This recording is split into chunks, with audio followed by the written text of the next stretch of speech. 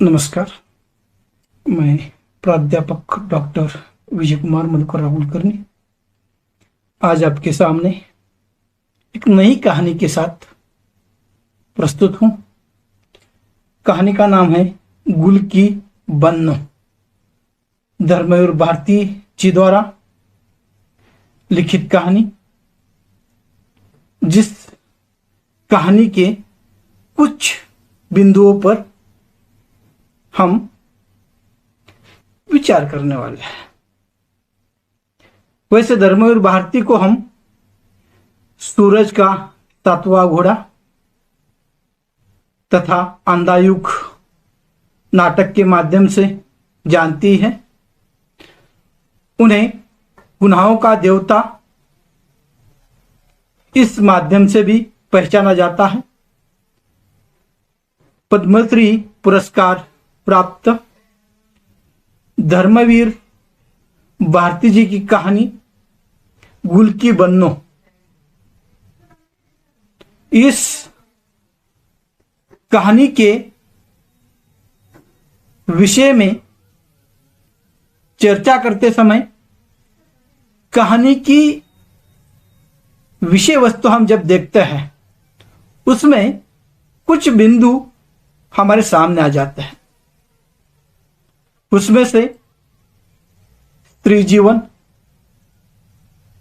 संघर्ष, मनोविज्ञान, पुरुषों द्वारा स्त्री का दमन, परित्यक्ता स्त्री की व्यथा तथा सामाजिक यथार्थ सत्य था हमारे सामने इस कहानी के माध्यम से आ जाते हैं।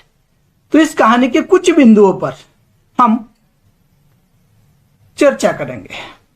अब कहानी की विषय वस्तु जो है, कहानी की केंद्रीय पात्र गुलकी जो एक स्त्री है उसके इर्द गिर्द घूमती है। कहानी जैसे आरंभ हो जाती है, प्रथम दृश्य में हम देख लेते हैं कहानी के कि एक मिरवा नाम का पात्र है। जो बच्चा है वह एक चबूतरे पर पैर लटका के बैठा है और गीत गा रहा है, सनम तेरी कछम। इस तरह से वह तोतली भाषा में गीत गा रहा है और उसके सामने एक छपरी कुतिया उस वक्त आ जाती है। वह उसी के साथ रहती है। मिरवा की बहन का नाम है मटकी। हम देखते हैं कहानी की शुरुआत में बच्चा चबूतरे पर पैर लटकाकर इस तरह से तोतले भाषा में गीत गा रहा है। उसी समय एकाएक जिस घर के सामने चबूतरे पर एक गीत गाते हुए बैठा है उस घर का दरवाजा खुल जाता है और अंदर से उसे गाली सुनाई देती है, कल मुझे तुम्हें यही जगह मिली थी बैठने के लिए, न जाने रात में आकर किस तरह से नींद नहीं आती, गाते बैठते हैं। यह घेगा बुआ की आवाज थी और उसने गाली देना आरंभ किया। वैसे उस मोहल्ले में कुछ मिरवा के साथ बच्चे भी खेलने के लिए आ जाते हैं। उसके निरंजन है, मुन्ना है आदि। निरंजन ड्राइवर की बेटी है। मिरवा मटके भाई बहन जो हमेशा बीमार रहते हैं, उनके पेट में तिल्ली की बीमारी है और इस तरह से वो वहां पर खेलते रहते हैं। और जिस तरह से यह हमेशा खेलते उधर उधर मोहल्ले में रहते हैं बच्चे आपस में, और उसी दौरान सामने से एक 20-25 की उम्र की एक स्त्री जो कुबड़ी है, हाथ में लाठी है, वह टिकाते टिकाते वहां पर आ जाती है। वैसे उसका नाम गुलकी है, वो परित्यक्ता है। और जैसे आ जाती है, आ जाने के बाद बच्चे उसे चिढ़ाते हैं, उसके साथ मजाक किया करते हैं, उसे तंग किया करते हैं। वो गुलकी वहां पर 20-25 साल की है, लेकिन परित्यक्ता है। परित्यक्ता का अर्थ है विवाह होने के पश्चात पति जिसे अपनाता नहीं है। और इस रूप में वो गुलकी इस कहानी की केंद्रीय पात्र है। वो आ जाती है वहां पर, बच्चे उसे चिढ़ाते हैं, और जैसे ही बच्चे अलग अलग खेल खेलते हुए उसे हमेशा गुलकी को तंग किया करता है। गुलकी जैसे ही ये बच्चे हमेशा उसमें जो मिरवा है और मटकी है, गुलकी जो सौदा लगाती है, उस सौदे में के पास बैठा करता है।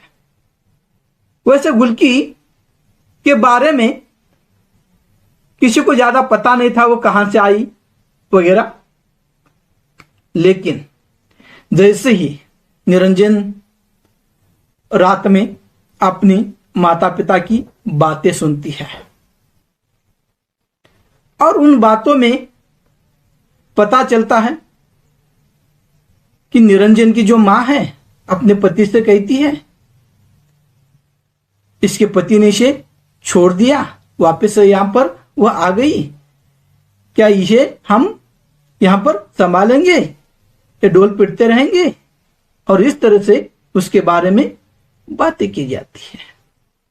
और जैसे ही, लेकिन निरंजन के जो पिता है वह गुलकी के पिताजी के अच्छे दोस्त थे, और इसीलिए गुलकी का जो मकान था, उस मकान की चाबी उस ड्राइवर के पास थे, यानी निरंजन के पिता के पास थे। लेकिन निरंजन की मां वो चाबी देना नहीं चाहते थे।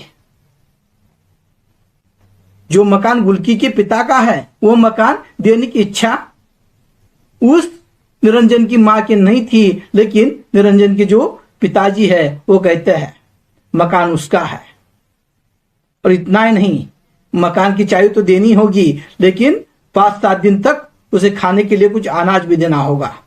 न चाहते हुए भी उसे वह चाबी दी जाती है। और उसी दौरान वहां पर एक घेगा बुआ आ जाती है। निरंजन की मां घेगा बुआ के साथ बातचीत कर रही है, और उस बातचीत में घेगा बुआ ने ही कहा था कि बेचारी अब आ गई है, पति ने उसे छोड़ दिया है, और इसकी जो पेट में संतान थी वह भी मृत उसका जन्म हुआ था, और इसलिए पति ने सीढ़ियों से ढकेलकर इसे पीटा था, और उस कारण से कुबड़ी हो गई है। और क्यों ना हम इस गुलकी को मेरे घर के सामने जो चबूतरा है उसे एक सौदे की दुकान लगाकर दे देंगे, कुछ किराया दे देगी, 1-2 रुपए कुछ तो। और इस तरह से घेगा बुआ ने उस ड्राइवर को कहा था, और तब से यहां पर गुलकी दुकान लगाकर बैठते थे। लेकिन उस दुकान की जगह पर बच्चे खेला करते थे। अब बच्चों की जगह पर गुलकी का दुकान है, सौदा है, और इसलिए बच्चों को भी वहां पर गुलकी के प्रति मन में घृणा है, और इसलिए बच्चे हमेशा गुलकी को तिरस्कार दृष्टि से देखते रहते हैं। और जैसे सौदा लगा लेती है, सौदे में मूली है, तरह तरह की सब्जियां हैं, वो सब्जियां लेकर बेचने के लिए बैठती है। वहां पर मटकी जो मिरवा की बहन है, वहां पर कभी कभी मूली वगैरह हो जाती है सौदे में, वो देख लेती है, मन में खाने की इच्छा है, इस अपेक्षा से वो देखती है। कभी कभी मांग लेती है और नहीं देती तो उठाने का प्रयास भी करती है। लेकिन उठाने का प्रयास करने के बाद जब यह गुल्की देख लेती है, उसे ध्यान में आ जाता है ये तो 10 पैसे का है, और इसलिए वह उस पर गुस्सा हो जाती है। और उसी तरह से एक दिन जैसे ही गुल्की के पास से इस मटकी ने वह सब्जी लेकर खाना आरंभ किया, उसके हाथ से गुल्की ने वो छीन ली और धक्का लगने के कारण वो गिर पड़े। और उसी दौरान उधर से मुन्ना नाम का जो बच्चा है वो अपने दोस्तों के साथ हाथ में नीम की छड़ी लेकर खेलता हुआ आ रहा है, नारे लगा रहा है। और तब ये गुल्की के खिलाफ ये मटकी मुन्ना को कहती है कि गुल्की ने मुझे पीटा है। तब मुन्ना किसने पीटा है कहते हुए गुल्की को पूछता है। गुल्की कहती है मैंने पीटा है, क्या करेगा, मारेगा? वो कहता क्यों नहीं मारेंगे। और मुन्ना जैसे बात कर रहा है पीछे से जाकर जो मिरवा है वह मिट्टी फेंक देता है। इस तरह से उस गुल्की के साथ बच्चे हमेशा कुछ ना कुछ हरकतें करते रहते हैं। और इस तरह से वहां पर गुल्की जैसे सौदा लगा देती है, ज्यादा बिकता नहीं है, इसलिए कई दिनों का कई महीनों का किराया वो नहीं दे पाई है। और बार बार जो घेगा बुआ है किराए की ऐसी याद दिलाती है, लेकिन किराया नहीं दे पाती। और उसे में बरसात आ गई, बरसात में कई दिनों तक दुकान बंद रही, कुछ बिका नहीं। और उसी दौरान जैसे बारिश थोड़ी सी कम हो जाती है, गुल्की ने उस चबूतरे पर दुकान लगा दी। उस दिन मिरवा और मटकी आकर गुल्की के पास बैठे हैं, गीत गा रहे हैं। गुल्की ने दोनों को 1-1 रुपया दिया है।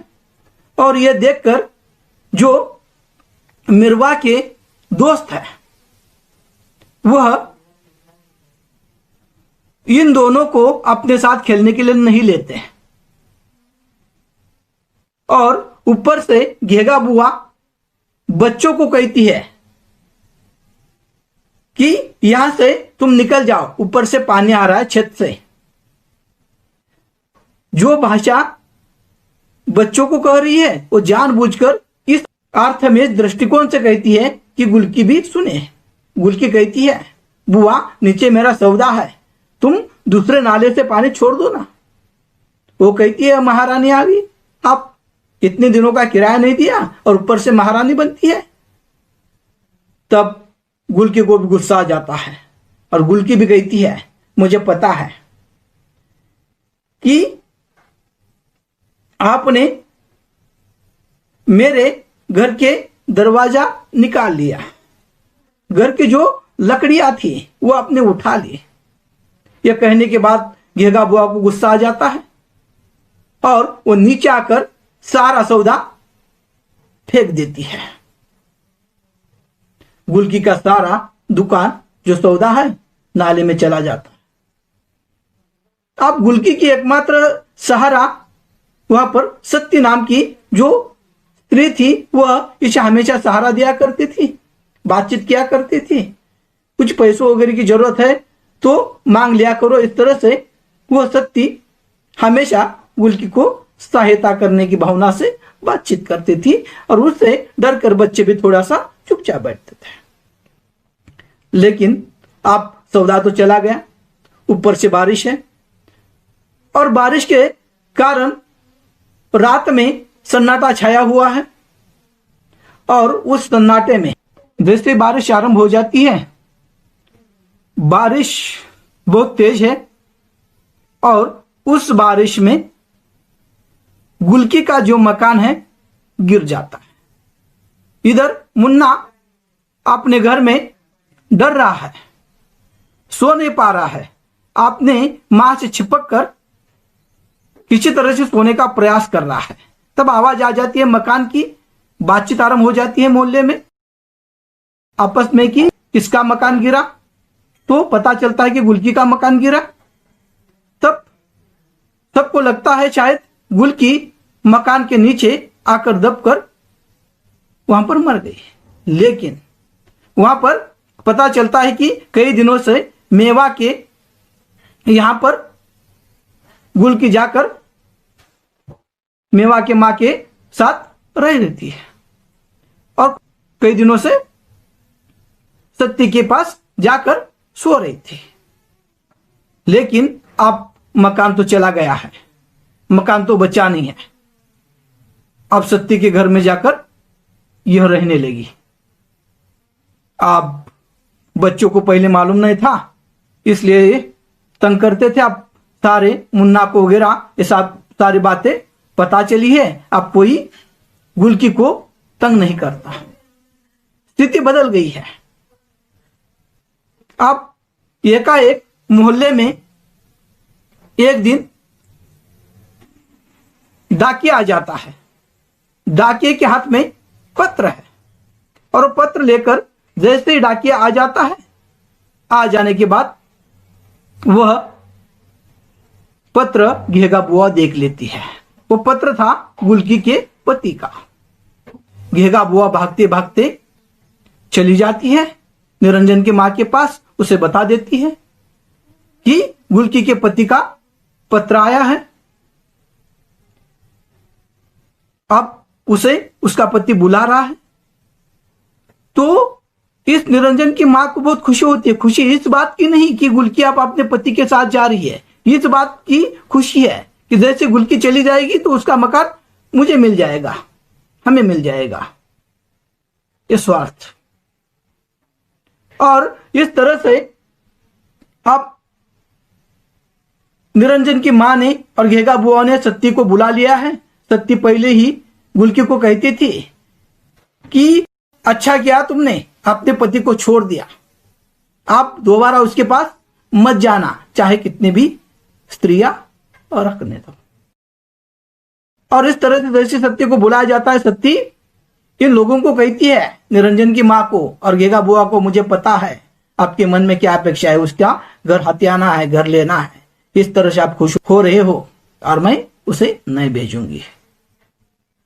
आप इस तरह की बातचीत जैसे कहती है, वहां पर सत्ती हाथ में वहां पर चाकू भी ले लेती है। तब घेगा बुआ डर कर वहां पर थोड़ी दूरी पर भी चली जाती है। और चले जाने के बाद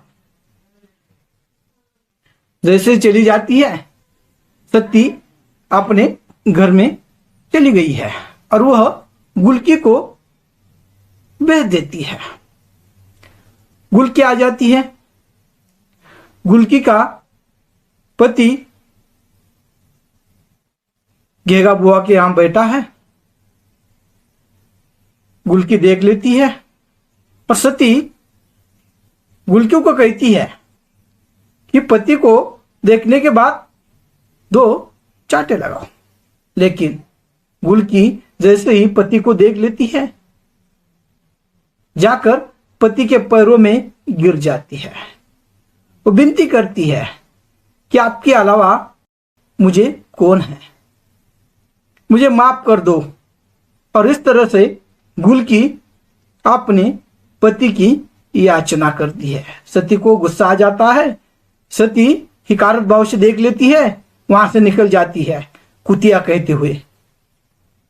और फिर पति कहता है कि मैं तुझे ले तो जा रहा हूं, लेकिन वहां पर तुझे सिर्फ तुम्हारे सौतन की बाल बच्चों की देखभाल करना है, तो दूध की ना फल की। इस तरह से उसे अपमानित करते हैं। फिर गुलकी किसी तरह से वहां पर अपने आप को संभाल पाती है, पति का कहना मान लेती है। बच्चों में खुशी है। बच्चे गुलकी को चिढ़ा रहे हैं कि तुम्हारा पति आ गया है, अब तुम अपने पति के साथ चली जाओगी। और गुलकी के मन में भी खुशी है। और उधर से इक्का आ जाता है। इक्का आ जाने के बाद मोहल्ले में निरंजन की जो माँ है किसी तरह से गुलकी को विदा करना चाहती है। ज्यादा कुछ उसका सम्मान, जो एक स्त्री अपने मायके से ससुराल जा रही होती है तब जो क्रियाएं की जाती है, निरंजन की मां उतना कुछ करती नहीं है।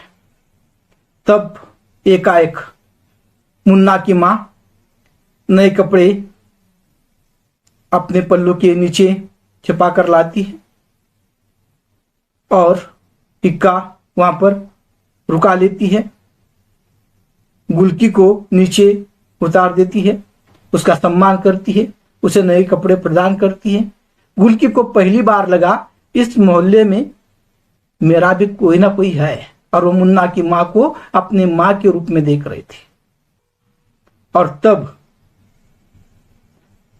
जैसे ही वह गुलकी मुन्ना की मां के गले को लगकर रो रही थी, उसी वक्त मुन्ना आ जाता है और वो कहती है देख तुम्हारा भाई भी आ गया। और जैसे ही मुन्ना की मां मुन्ना को कहती है तुम्हारी बहन जा रही है, पैर छू। मुन्ना भी वहां पर न जाने उसके मन में भी कितना विरह था, कैसी भावना निर्माण हो गई थी।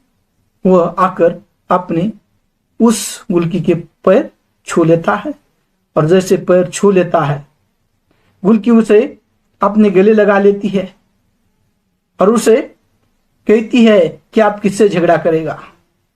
और इस तरह से गुलकी और मुन्ना के अंदर एक प्रेम की भावना दिखाई देती है। इधर छबरी कुतिया को भी शायद पता चला है गुलकी जाने वाली है, इधर से उधर घूम रही है। मिरवा सारी जो सामग्री है गुलकी की वह इक्के में भर रहा है। गुलकी आप उस मोहल्ले से निकल रही है, जा रही है। इधर मिरवा और मटकी गीत गा रहे हैं विदाई का, और इस तरह से वहां से गुलकी वह मोहल्ला छोड़कर अपने पति के साथ इक्के में बैठकर जा रही है और जाते जाते पीछे मुड़कर देख लेती है। यहां पर हमें धर्मवीर भारती की जो गुलकी बन्नो ये कहानी है, इस कहानी में स्त्री का जीवन, संघर्ष, मनोविज्ञान, पुरुषों द्वारा जो दबाव है, पारंपरिक पद्धति से चाहे पति कैसा भी हो स्त्री उसे परमेश्वर मानती है, ये रूप भी, और सामाजिक यथार्थ, इस तरह से कई बिंदु हमारे सामने आ जाते हैं। धन्यवाद।